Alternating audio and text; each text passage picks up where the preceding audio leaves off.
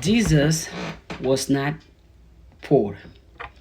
Jesus was the richest, the wealthiest, the most prosperous person ever existed. But that part, Christian religious people don't preach that.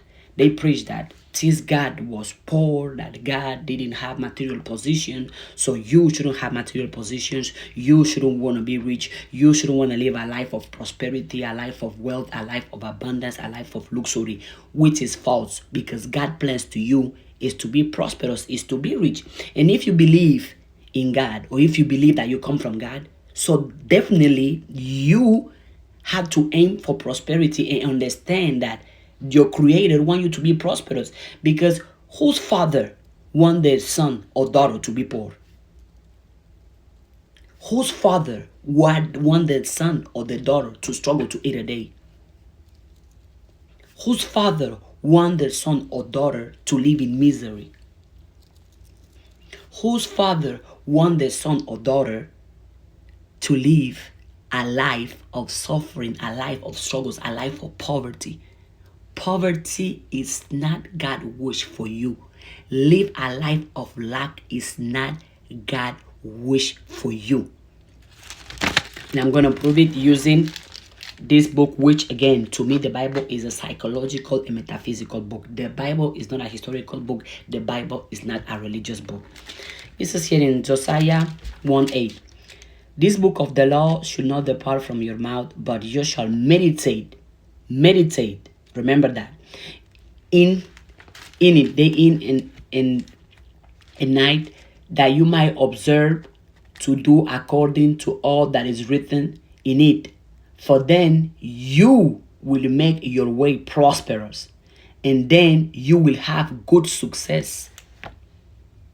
Meditate in and day out on the law. The law what? Which is God's word. What is God's word?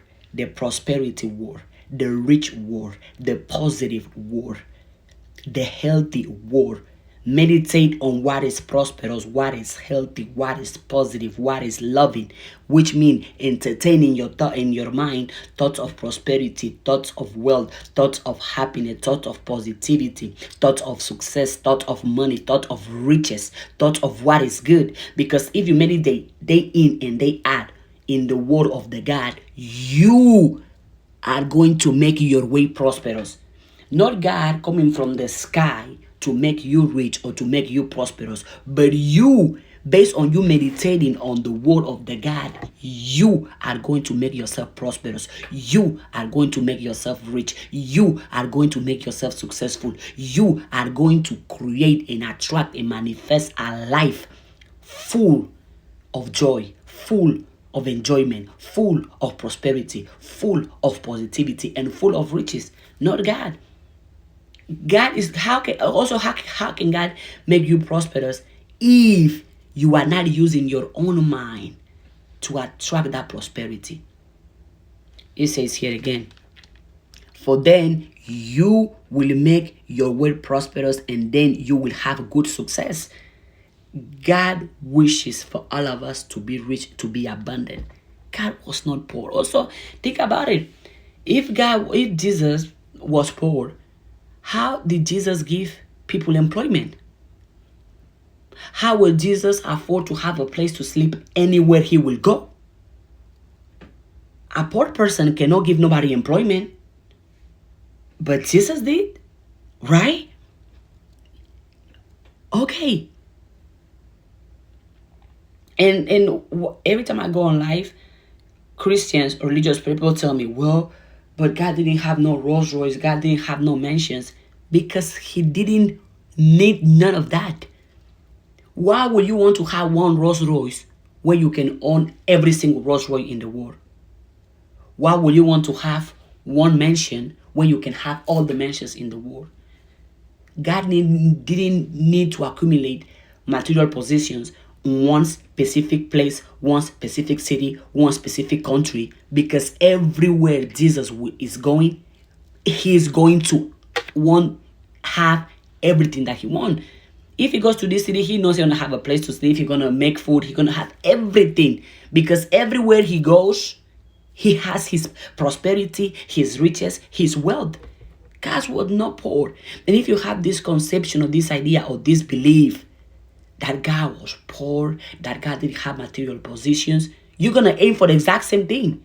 Because if the person you believe into was poor, didn't have money, was living in misery, was living in lack, you will be inspired to live in misery and to live in lack. But if you understand and embrace the concept, the perception, the consciousness that Jesus got is wealthy, was prosperous, you as the follower of God or the follower of Jesus, then definitely you should be prosperous. You should be rich. You should be abundant. Why? Because the person you believe into is prosperous, is rich, is abundant, is wealthy.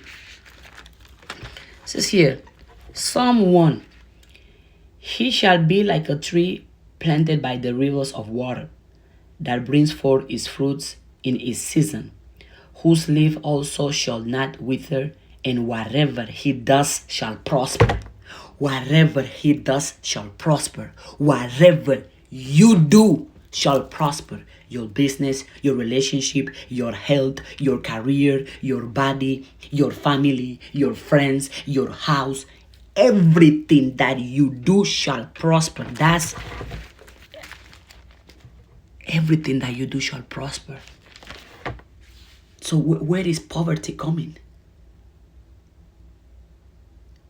I rebuke poverty. I cancel poverty. I reject poverty. Poverty is another form of hell. Poverty is another form of evil. Poverty does not come from God. Riches come from God. Prosperity come from God. Wealth come from God. Joy come from God. Perfect health come from God. Live a life stress-free come from God. Live a life financially free come from God. Live an abundant life, a prosperity life, a successful life, a healthy life, a rich life, a happy life come from God. I cancel poverty. I reject poverty. I rebuke poverty. And to anyone who's going to preach you or tell you, oh, God don't love you if you become rich, or God will not like you if you have material possessions. Tell them, if God doesn't love me